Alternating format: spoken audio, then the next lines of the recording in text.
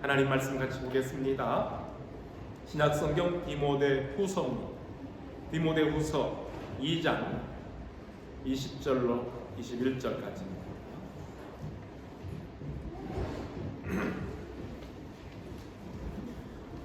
네, 다 찾으신 줄 알고 같이 우리 두 절이니까 우리 한 목소리로 크게 봉독하도록 하겠습니다. 큰 집에는 금그릇과 은그릇뿐 아니라 나무그릇과 질그릇도 있어 귀하게 쓰는 것도 있고 천하게 쓰는 것도 있나니 그러므로 누구든지 이런 것에서 자기를 깨끗하게 하면 귀히 쓰는 그릇이 되어 거룩하고 주인의 쓰심에 합당하며 모든 선한 일에 준비함이 되리라. 아멘. 말씀 가지고 귀히 쓰는 그릇이라는 제목으로 함께 은혜를 나누고자 합니다. 같이 한번 기도합시다. 하나님, 저희들 이 시간 말씀을 듣습니다. 일꾼으로 세워주시고 성도로 불러주시고 하나님의 교회 한 가족 되게 하심을 감사합니다. 저희들도 이 시간에 한 마음으로 귀를 기울여 말씀 들을 때에 주시는 말씀을 통해서 위로와 힘과 격려가 되며 도전이 되게 하시고 자신을 살피는 기회가 되며 하나님께 헌신을 다짐하는 복된 은혜의 시간, 복된 자리 되게 하여 주시옵소서. 예수 그리스도의 이름으로 기도합니다. 아멘. 우리가 새해를 시작하면서 첫 주일에 1년 동안 우리 더러마린 교회를 위해서 헌신하실 일꾼들을 임명했었습니다. 사실은 우리 교회, 더러마린 교회 몸담고 있는 모든 분들이 교회 머리 되신 주 안에서 각각의 지체로서의 역할을 잘 감당하고 있지만 그래도 모든 또 전체 교우들 중에 몇 분들에게 직분을 맡기는 것은 또 그 직분자들로 하여금 교회를 위해서 더 많은 관심과 또 책임감을 가지고 수고하게 함으로 주의 몸된 교회를 든든히 세워가고자 함에 있습니다. 오늘을 우리가 청지기 주일로 이렇게 정했어요. 사실은 지난 주일 청지기 헌신 예배로 드립시다 준비했는데 코로나에 감염된 우리 식구들이 너무 많아서 반절 교인들이 예배를 참석할 수가 없는 정도가 되어서 오늘로 이렇게 연장 미루었습니다. 그래서 헌신 예배로 드리게 됩니다. 직분자로 세움을 받은 성도들뿐만 아니라 우리 모든 교우들이 주 안에서 한 마음으로 섬기며 우리 주님께 예배하는 귀한 주의 사람들입니다. 그래서 여러분들이 지금까지도 사실은 애쓰고 수고하며 하나님의 교회를 위해서 힘썼지만 또 새해를 시작하고 있는 즈음에 다시 한번 새로운 결심과 각오로 주님을 향한 헌신을 다짐하는 시간이 될 수 있기를 바랍니다. 우리가 청지기 헌신 예배라 그랬어요. 청지기라는 용어를 자주 사용하는 건 아닙니다. 그런데 이 청지기라는 말의 사전적 의미는 남의 것을 대신 맡아 지키고 관리하는 사람이라는 뜻이 있습니다. 옛날 양반 대갓집에서 잡일들을 맡아보고 시중을 들던 사람을 청지기라고 그렇게 불렀었습니다. 성경을 보면은요, 형들에게 미움을 받아서 애굽으로 팔려갔던 어린 소년 요셉은 보디발의 집에서 가정의 여러 가지 일들을 맡아서 일했던 노예로 시작해서 종의 신임을, 주인의 신임을 받아서 가정 전체의 살림을 관장하는 가정 총무가 되기도 했습니다. 그렇습니다. 그게 바로 청지기가 하는 일입니다. 우리는 하나님의 집의 청지기들입니다. 그렇다면 내 것이 아니라 하나님의 것을 맡아서 관리하고 있는 수고하는 봉사자들이라는 뜻이 됩니다. 그래서 내가 주인이 아니라 하나님이 주인이시며 그렇다면 나는 주인의 뜻에 따라 섬기는 일꾼이 되는 겁니다. 영어권에서는 이 청지기를 스튜어드라고 또는 스튜어데스라고 부릅니다. 지난번 주일에 우리 김용옥 집사님 집사로 임명했더니 목사님, 저는 디콘이라고 부르는 건 힘들고요, 스튜어데스라고 불러주세요. 그렇게 했어요. 그냥 틀린 말이 아니에요. 전체적으로 볼 때에는요, 우리가 섬기는 사람, 이렇게 봉사하는 사람이라는 뜻에서 스튜어드라고 그렇게 부르고 스튜어데스라고도 하는데요. 이게 보통 우리 한국에서는 여객기에 그 객실 승무원들을 부르는 말인데, 근데 요즘은요, 또 성차별적인 요소를 피하기 위해서 스튜어데스라는 말을 잘 안 쓰고요, 플라이트 어텐던트라는 말도 쓴답니다. 그런가 하면은 또 케빈 크루라는 말, 이건 좀 들어봤어요. 케빈 크루라고 그렇게 부르기도 한답니다. 아무튼 여객기에 탑승한 승객들의 안전한 여행과 편안한 여행을 위해서 정말 친절하게 봉사하는 그 승무원들의 활동을 상상해보면 하나님의 집에서 섬기는 우리 청지기들이 어떠한 마음 자세로 일을 해야 할지는 딱 하고 감이 옵니다. 그렇죠? 물론 어떤 비행기를 타느냐에 따라 좀 달라지긴 하겠죠. 그래도 우리 한국 국적기를 타야 제대로 승무원들의 이렇게 서빙을 기분 좋게 받기는 하니까요. 그러면 그 기준을 정말 우리 한국 국적기의 승무원들의 그러한 마음가짐, 몸가짐에 한번 둬봅시다.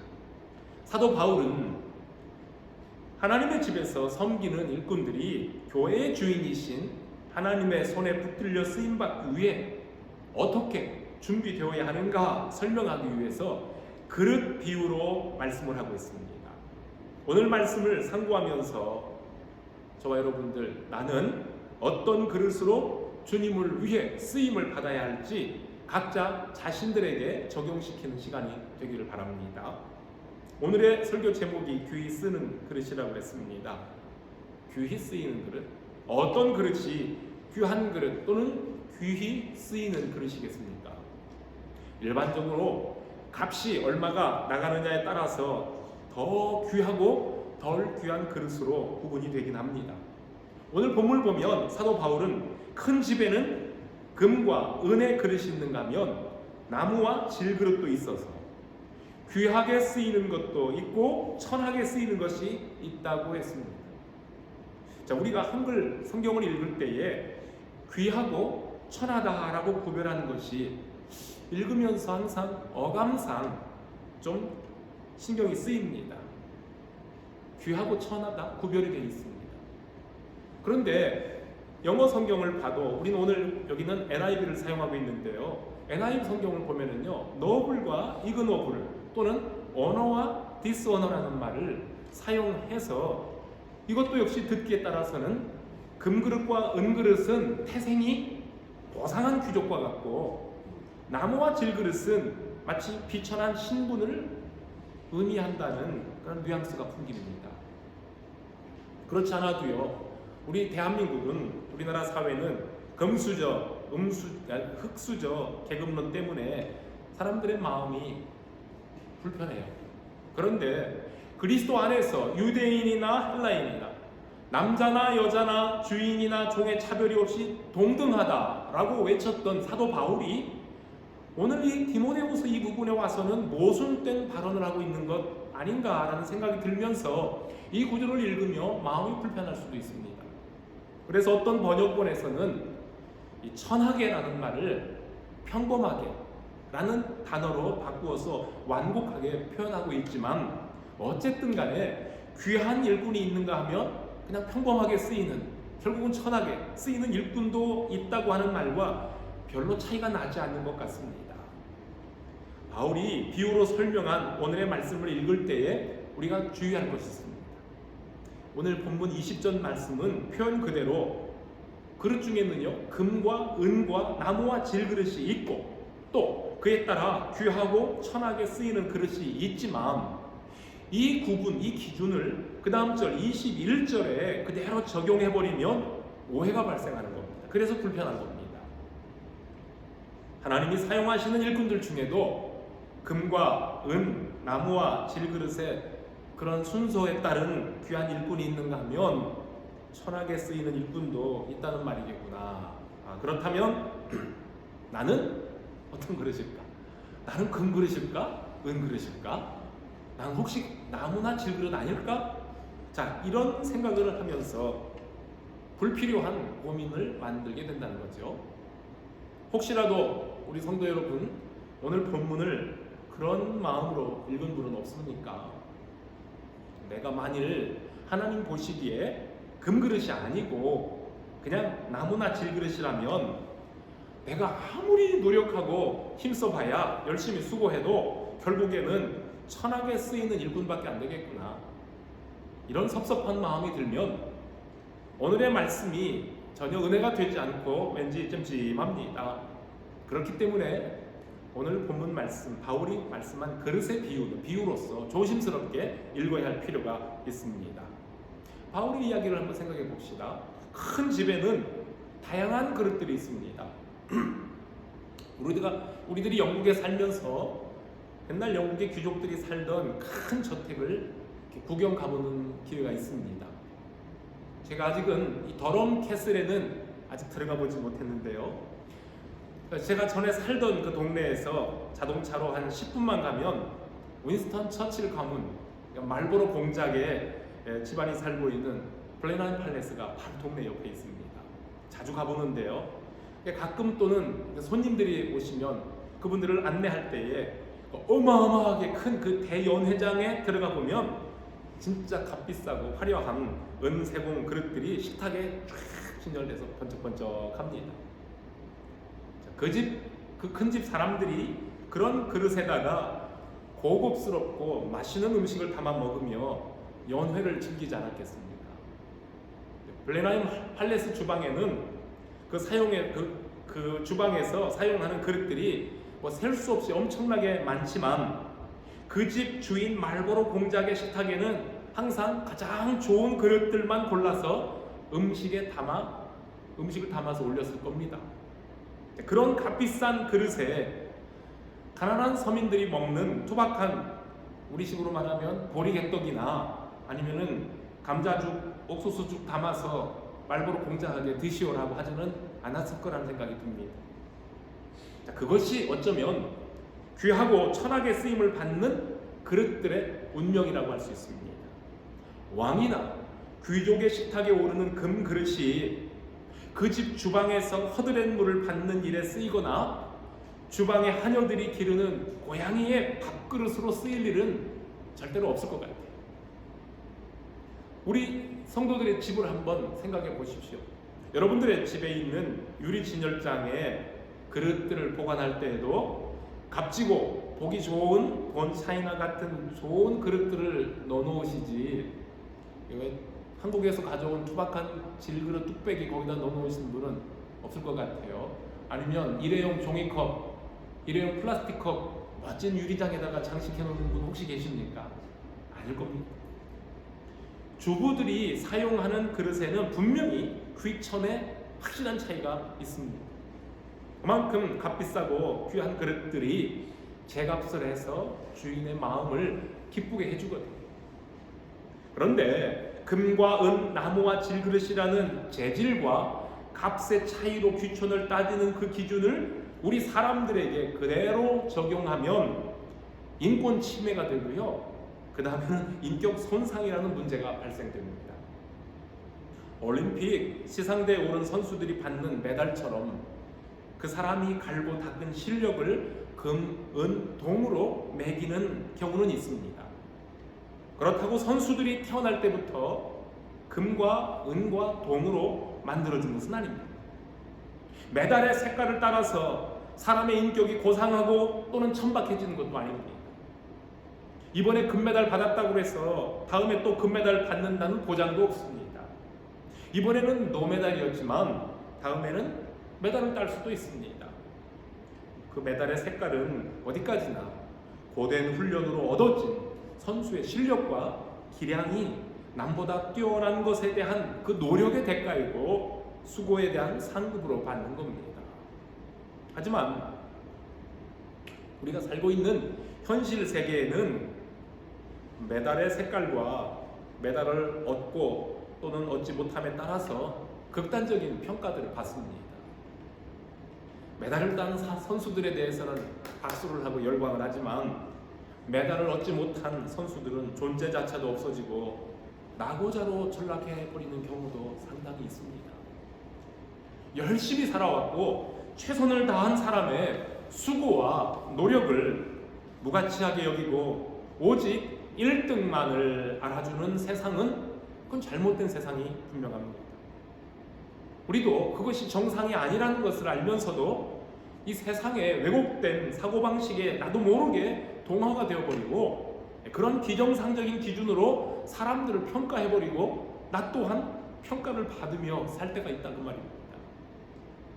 금, 은, 동으로 등급을 나누다 못해서 흑수저 계급론까지 등장한 우리 대한민국 사회 현실이 참 서글프죠.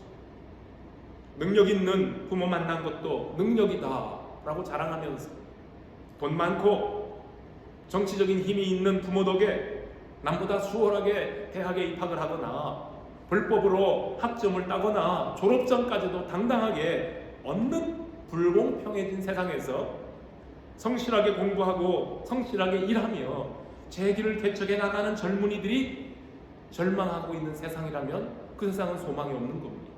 분명히 잘못되어진 세상입니다. 그런데요, 그런 사람들을 욕하면서도 그 불법자들이 누리고 있는 권력이나 경제적인 여유로움이나 안락한 삶을 부러워하면서 능력이 있는 부모 만나지 못한 것을 탓하거나 그런 불법자들이 걸어간 길을 모방하려고 한다면 그것보다도 더한 절망은 또 없습니다.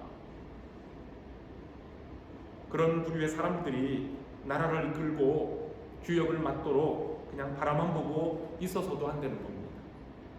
우리가 살고 있는 세상이 더 이상 그런 사회가 되면 안 된다는 확고한 의지를 가지고 이 세상을 변화시키는 일에 앞장서는 저 여러분들 우리 그리스도인들이 꼭 되어야만 합니다.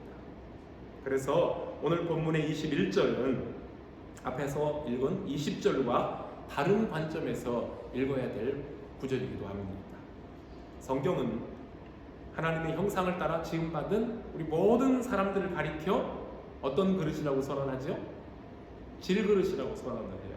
로마서에서도 고린도후서에서도 또 예레미야 선지자도 그렇게 말씀해요. 토기장이 비유에 대해서 말씀하며 우리는 하나님의 손, 토기장이이신 하나님의 손으로 빚어진 질그릇과 같은 존재임을 한순간도 잊어서는 아니 됩니다. 그래서 사도 바울은 오늘 21절에서 말씀할 때에 그 금이나 은이나 나무와 흙의 차이로 우리에게 지금 말씀하고 싶은 것이 아니라 질그릇과 같은 우리가 어떻게 하면 주인이신 하나님께 귀하게 쓰이는 그릇이 될 수 있느냐에 초점을 맞추어서 21절 말씀을 보시면 좋겠다는 겁니다. 어떤 사람이 하나님께 귀하게 쓰임을 받는 그릇입니까? 오늘 본문이 말씀하는 것처럼 누구든지 이런 것에서 자기를 깨끗하게 하면 귀히 쓰는 그릇이 된다 그랬습니다. 그렇다면 이런 것이 뭡니까? 바로 19절에서 말한 불의입니다. 앞부분에 불의로부터 깨끗해져야 된다. 사도 바울은 본래 2장, 오늘 본문 2장 14절부터 26절에 걸쳐서 교회 안에 침투해 있는 교리적인 불법과 윤리적인 부도덕성에 대해서 언급하며 주님의 이름을 부르는 사람이라고 하면 이런 것들로부터 떠나서 자신을 깨끗이 하라고 말씀하고 있습니다. 그렇게 되면 주인이신 그리스도께서 사용하시기에 합당하고 귀하고 거룩한 그릇이 될 것이며 그런 사람은 모든 선한 일을 위해 준비된 그릇이다 라고 말씀하는 겁니다. 주님이 쓰시기에 합당한 귀한 그릇은 첫째로 진리 되신 주님의 말씀으로 나 자신을 정결하게 씻는 사람입니다.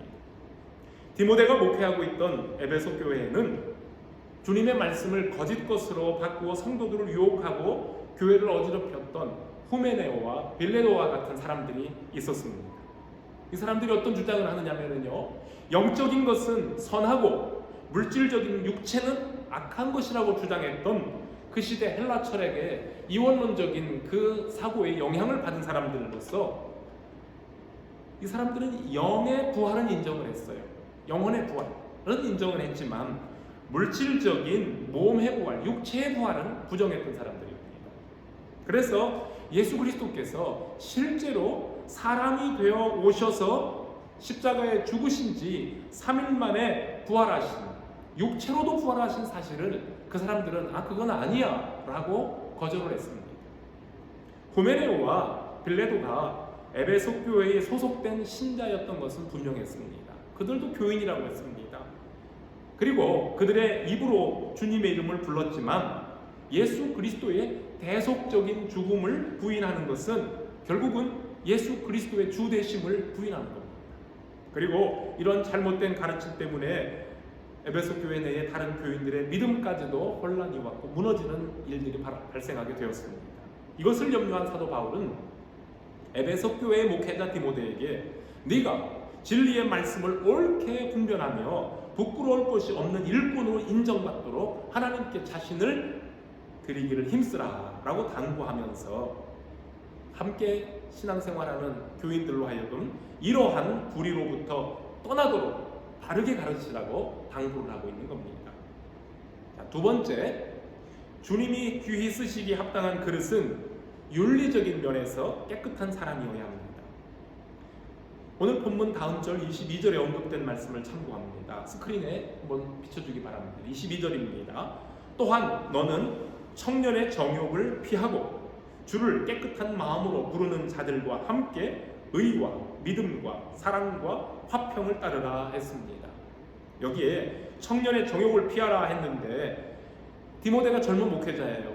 청년 목회자인데요. 여기서 말하는 정욕은 단순히 성적인 타락뿐만 아니라 젊은이들이 가지기 쉬운 지나친 욕심들을 다 포함하는 겁니다. 예를 들면 지나친 명예욕이나 지나친 물질욕, 심지어 음식에 대한 지나친 욕심이나 지식에 대한 과도한 욕심들까지도 정결한 마음으로 주를 섬기기 원하는 그리스도인들이 경계해야만 할 정욕에 해당이 된다고 보는 겁니다. 하나님의 교회는 이러한 인간적인 욕심이 아니라 정결한 마음으로 주님의 이름을 부르는 형제와 자매들과 함께 의와 믿음과 사랑과 화평을 추구하는 깨끗한 일꾼들을 통해서 건강하게 세워져 갑니다. 세속화의 물결이 교회 안에까지 밀려 들어오면서 교회의 지도자들과 교인들이 세속적인 욕망에 영혼을 빼앗기고 세속의 더러움에 오염이 되어가고 있습니다. 교리적으로 볼 때는 흠이 없어 보이는데 윤리적으로 치명적인 오류에 빠지는 사람들이 있습니다. 강단에서는 신실한 일꾼들처럼 복음을 전하지만 실제적인 삶에서는 부끄러운 죄에 가담하는 이중적인 생활 때문에 교인들을 실족시키고 하나님의 영광을 가리우는 교회의 리더들과 중직자들이 자주 나옵니다. 오늘 본문에 나오는 그릇이라는 말은요, 헬라어 원전에서는 그냥 한 단어로 쓰여졌어요. 그릇들이 여러 번 반복이 되는데요, 단어가.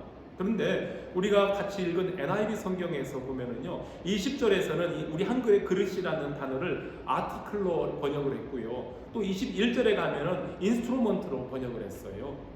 그러니까 이 두가 아티클이나 인스트루먼트는 두 단어 모두 다 그냥 어떤 물품들 또는 도구들을 의미하고 있기 때문에 동일한 뜻의 단어들을 교차적으로 사용했다고 보면 좋습니다.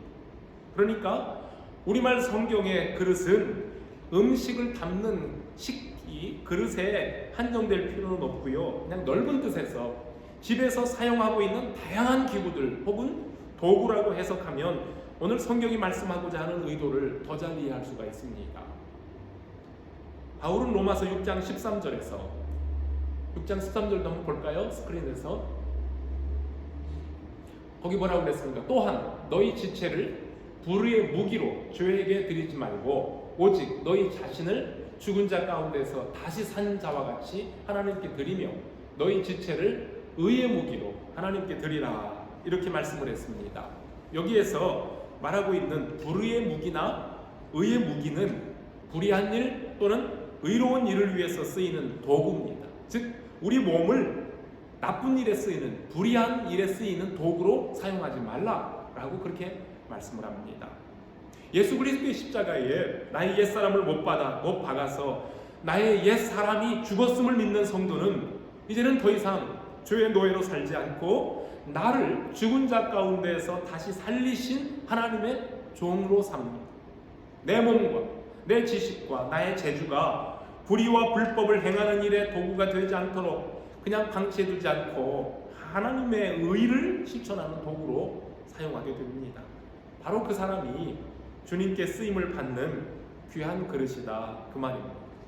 그래서 우리는 교리적으로도 깨끗해야 되지만 윤리적으로도 깨끗한 준비된 그릇들로 하나님 앞에 쓰임 받는 겁니다. 우리 한국 사회를 돌아보면은요, 국정을 어지럽히고 또는 사사로운 이익을 위해서 공금을 횡령하는 그런 불법 행위에 연루되어 조사받는 권력기관의 저 고위층 사람들 중에 다수의 크리스찬들도 포함이 될 때가 있습니다. 장종우리, 김종우리는 듣지 않습니까? 그런데 그 사람들이 그러고도 신앙 양심에 거리낌 없이 공직을 수행하며 자신들이 출석하고 있는 교회에서는 마치 금그릇인 양, 음그릇인 양 행세를 합니다. 과연 하나님 보시기에도 그들이 깨끗한 그릇이고 주님의 손에 귀히 쓰임받는 거룩하고 합당한 그릇이겠습니까? 정말로 그들은 자신들이 모든 선한 일을 위해 예비된 그릇이라고 자부할 수 있겠습니까? 21절에 오늘 이 말씀을 따라서 한 가지를 더 생각해 보고자 합니다. 귀히 쓰인 그릇은 어떤 그릇이냐면요, 주인이 사용하기에 적합한 그릇입니다. 합당한 그릇입니다.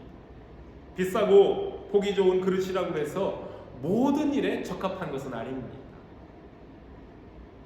여러분, 우리 주부들께서 집에서 김치를 담으실 때에 커다란 함지박을 사용합니다. 김치 담기에 참 편리합니다. 자, 함지박이 쓰기 편하다 그래서 식탁에 올려놓고 밥그릇으로 사용하는 것은 없습니다. 적당하지 않은 거예요.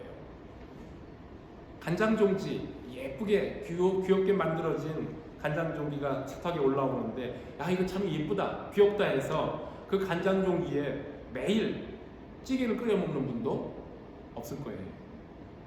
영국 황실 문장이 탁 박히고 장미꽃 무늬와 금태가 둘린 본 차이나가 멋지게 보이긴 합니다만, 그렇다고 해서 우리 코리안들이 그 그릇에 된장찌개 담아 먹으면 하나도 안 어울려요. 우리 입맛을 돋구는 이 된장찌개는 역시 어디다 담아야 되냐면 투박한 질그릇에 담아야 뚝배기에 담겨서 보글보글 끓고 있을 때 보기도 좋고 먹음직스럽기도 합니다. 그릇마다 기능이 다르고 용도가 다릅니다. 교회는 하나님께서 그릇들을 사용하시는 주방과도 같습니다. 우리 하나님께서 하시는 일이 참 많아요. 그렇다 보니까 필요한 자리에서 사용하실 합당한 그릇을 찾고 계십니다. 눈에 잘 띄는 자리에서 일하는 일꾼이 있는가 하면 감추어져서 드러나 보이지 않는 자리에서 일하는 일꾼도 있습니다. 그것이 교회든지 어떤 단체이든지 이 사람들 앞에 생색이 나는 일이 있고요, 아무리 수고해도 생색이 나지 않는 일이 있기도 합니다. 이왕이면 생색나는 일에 시간과 물질과 재능을 사용하고 싶기도 합니다. 아무리 내가 애썼는데도 이름도 빛도 나지 않는 일에 순전한 마음으로 열심을 낸다는 것은 솔직히 참 어려운 일입니다. 그렇지만 모든 일들은 결국에 보이지 않는 곳에서 말없이 수고하는 일꾼들을 통해서 조용히 이루어져 간다는 사실을 우리는 꼭 알아야만 합니다. 이렇게 강단에서 주일마다 말씀을 전하는 목사의 직무가 중요하지만, 그러나 보이지 않는 자리에서 어린아이들 몇 명을 놓고 그들을 위해서 정성껏 준비한 말씀을 가르치면서도 아무런 인사조차 받지 못하는 주일학교 선생님들, 우리 교회뿐만을 말하는 게 아니고 모든 교회들이 다 그래요. 그런 주일학교 선생님들 역시 중요한 일꾼들이에요.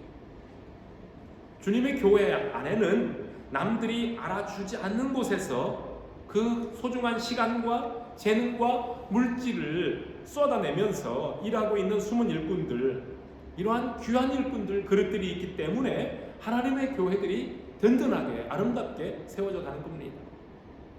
여러분, 우리 더러마는 교회도 마찬가지죠. 주일 아침에 예배 드리는 이 예배를 위해서 얼마나 많은 분들이 합력해서 수고를 하고 있습니다. 예배가 시작되기 전부터 미리 준비해야 될 일들이 있습니다. 먼저 일찍 나와서 예배실 정돈하고 주보도 나누고 교우들 영접하는 안내위원들도 계시고요. 또 예배 찬양을 위해서 일주일 내내 묵상하면서 곡을 선정하기도 하고 연습하기도 하면서 또 찬양을 인도하는, 또 연주하는 분들이 있습니다.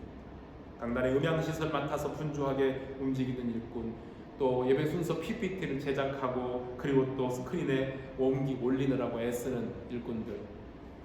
사원 경제 바쁘죠? 바쁘대요. 맞습니다. 예배 후에 또 교우들과 함께 나눌 음식, 점심을 준비하는 분들은 보이지 않는 자리에서 예배의 모든 모임을 위해서 수고하는 일꾼들입니다. 또 예배 중에도 벽기도를 맡고 성경 봉독을 하거나 헌금위원으로 봉사하는 분들이 있고요. 예배 후에는 헌금 개수를 위해서 수고하고 헌금 출납을 위해서 주중에 재정을 관리해 주는 분들도 있고요. 또 교우들의 친교를 위해서 저 주방에서 안 보이는 곳에서 수고하시는 자매님들도 계실 수 있고요. 신교 마친 후에 주방 홀 다 정돈하고 그리고 또 돌아가시는 분들도 있고, 또는 때로는 자동차가 없는 교인들을 위해서 먼 거리 좀 더 돌아서 함께 픽업해 오는 분들도 있고요. 아무쪼록 이렇게 모든 분들이 다 하나님의 주방에서 하나님의 손에 붙들려 쓰임을 받는 귀한 그릇들입니다. 우리 더러마린 교회는 이런 숨은 일꾼들의 헌신과 봉사를 통해 세워져가는 믿음의 공동체입니다. 그리고 이런 숨은 일꾼들의 수고를 알아주며 서로 위로하고 격려하면서 주님의 몸을 함께 세워가는 사랑의 공동체, 믿음의 공동체가 되기를 바랍니다. 예를 하나 듭니다. 헤르만 헤세가 쓴 동방으로의 여행이라는 작품에 함께 여행하는 사람들을 위해서 허드렛 일을 해주던 레오라는 사람의 초점을 맞춰줍니다. 사람들은 그 레오를 그냥 자기들 모임에서 허드렛 일이나 해주는 사람, 있어도 되고 없어도 되는 있으나 마나한 사람 정도로 여겼습니다. 그래서 여행을 하는 중에 레오는 그 그룹에서 별로 존재감도 없었던 사람입니다. 그런데 그가 어느 날 갑자기 그 공동체를 떠난 다음에 점점 혼란이 벌어지기 시작합니다. 급기야는 모든 것이 뒤죽박죽이 되어서 여행이 중단돼 버리고 맙니다. 충직한 심부름꾼이었던 레오가 그 공동체를 떠난 후 벌어지는 혼란상을 보면서 그제서야 사람들은 레오의 존재가 우리 그룹에서 정말 없어서는 안 되는 소중한 존재였다는 것을 깨닫게 됩니다. 그리고 그 일행 중에 한 사람이 오랜 세월 레오의 행방을 찾다가 드디어 레오를 만났습니다. 그 사람은 자신들의 여행을 후원해 주었던 단체를 방문하게 되고요. 그리고 그 단체에서 자기를 위해서 허드렛 일을 해주던 심부름꾼으로만 알았던 레오가 그 단체의 책임자였고 동시에 정신적인 리더를 하고 있다는 사실을 알고 깜짝 놀랐다 하는 그런 이야기가 헤르만 헤세의 동방으로의 여행이라는 작품입니다. 여러분, 하나님의 집 교회에는 다양한 그릇들이 필요합니다. 이 세상에서는 금, 은, 동, 나무, 질그릇으로 사람의 가치를 평가합니다. 그게 바울이 말한 20절에 나오는 얘기입니다. 그런데 우리 대한민국은 수조 색깔로 사람도 판단하기도 합니다. 하나님은 주님의 말씀과 주의 보혈로 정결하게 씻음을 받아 깨끗하게 준비된 그릇이냐 아니냐, 하나님 그걸 보십니다. 주방의 그릇은 가격이나 재질이나 또는 모양에 따라서 귀하게 쓰이기도 하고 천하게 쓰이기도 하지만 하나님의 집에서는 모든 사역과 직분에 귀천의 구별이 없이 은사를 따라서 모두가 다 귀한 그릇들로 쓰임을 받습니다. 이것이 오늘 본문 20절과 21절의 차이입니다. 20절에는 귀천의 차이가 있습니다. 구별이 있어요. 그러나 21절에는 오직 귀한 그릇만 있습니다. 하나님께는 아무렇게나 쓰는 그릇, 천하게 쓰이는 그릇은 하나도 없습니다. 하나님의 손에 들려 쓰이는 그릇들은 다 귀한 그릇들입니다. 누구는 금그릇이고 은그릇이고 누구는 나무 질그릇이란 차별이 없습니다. 주님이 우리를 통해 하시는 일에는 하나님의 일 자체가 천한 일이 없기 때문입니다. 하나님의 일에는 천한 일이 없고 모든 일이 귀하기 때문입니다. 그래서 우리가 직분이 있기 때문에 귀한 일꾼이고 직분이 없으니 귀하지 않다는 말도 아닙니다. 이런 비교를 해서 뭐하지만 이것은 한국 사회의 잘못된 계급 의식이기 때문에요. 평신도는 덜 귀하고 집사는 좀 더 귀하고 권사 장로는 더 귀하고 목사는 더 귀하고 아니잖아요. 아니지. 아님을 알면서도 우리는 간혹 혼동하고 살 때가 많아요. 모든 분들이 다 주 안에서 소중한 일꾼들이요, 직분들이요. 직분이 있기 때문에 귀하고 없기 때문에 천한 것이 아니라는 것을 오늘 말씀에서 분명히 보시기를 바랍니다. 다만 하나님께 붙들려 쓰이는 사람, 불의한 것으로부터 자기를 깨끗하게 하는 사람은 모두가 다 하나님의 귀한 그릇들입니다.